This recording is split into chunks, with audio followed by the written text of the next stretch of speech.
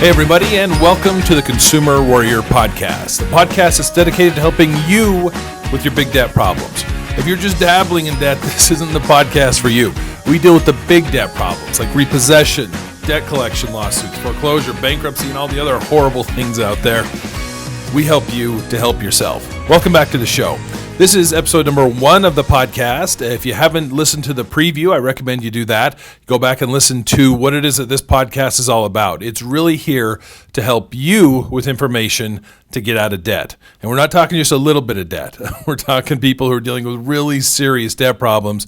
We're going to go over some of the legal issues and some of the tactics and strategies that you can use to finally deal with your debt problem once and for all. And on today's episode, I'm going to talk about something that's going to seem really basic, but it's going to save you a lot of grief, a lot of problems if you just understand this one concept. But before I dive into that, I want to let you know that this episode of the podcast is sponsored by the Consumer Warrior Project.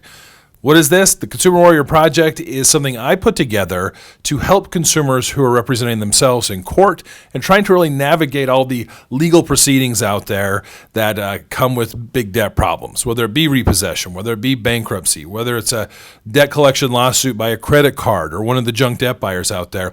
I put together templates and forms and different things that you can use as you're representing yourself to try and resolve this problem. You can see all of these over at legal.coach. That's the actual website address, legal.coach. Put that in any web browser. You'll be able to pull that up. You also can find more information at consumerwarrior.com. All right, let's get on to today's topic. Again, this is one of the topics that I think if you can understand this, and it's really easy to understand, it's going to save you a lot of grief. And that is a question I get almost every day in my law practice. When I meet with people, they tell me, they're surprised, they're shocked that they got sued by this creditor because the creditor charged this account off years ago. They come to me and they say, look, here's my credit report. It says right there, CO, that's charge off next to this account. They did this years ago, so now they can't collect on it. Why are they still suing me, or why are they calling me on the phone? And the reason that they're doing that is because just because a debt was charged off does not mean that the creditor can't still try to collect on it. This is one of the biggest misunderstandings and debt collection myths that are out there, that if a debt is charged off, then they're barred from trying to pursue you for it. That is 100% not true. And to understand this more fully, I'd like to go over the debt collection cycle, let you know generally how these things proceed. So let's say you have a credit card and you fall behind on the credit card and you're not making the payments. Usually within that first 30 to 90 days, maybe 120 days, the credit card company will usually either do collections in-house or they're calling you to find out what's going on, see if you can make the payment. If that doesn't work, they may enlist the help of some debt collection agencies. These are companies that don't have any kind of ownership interest in the debt, but they're just reaching out to you, usually a lot, several times a day, to see why it is that you're not making the payment. If they go through all those steps and they're not able to get payment on this, then at about 180 days, the federal law requires that they charge off the debt. And I should make one quick distinction. It's 180 days for revolving credit lines, like a credit cards typically are like that. If it's an installment loan where there's set payments due over a certain period of time, they have to charge it off 120 days after the account goes delinquent. But with most credit cards, which is probably what we're going to be dealing with mostly here, you're looking at charge off after 180 days of no payment.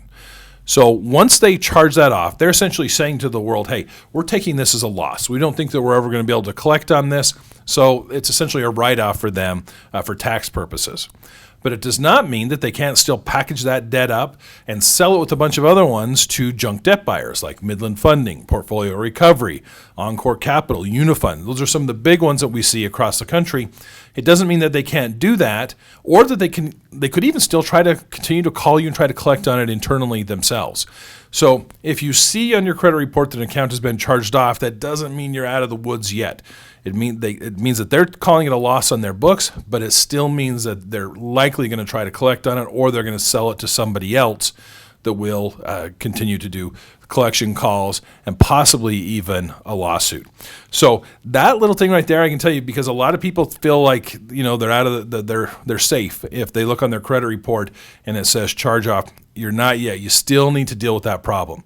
I know that's a small thing, and we're going to start with baby steps here and getting the grasp on our debt problem.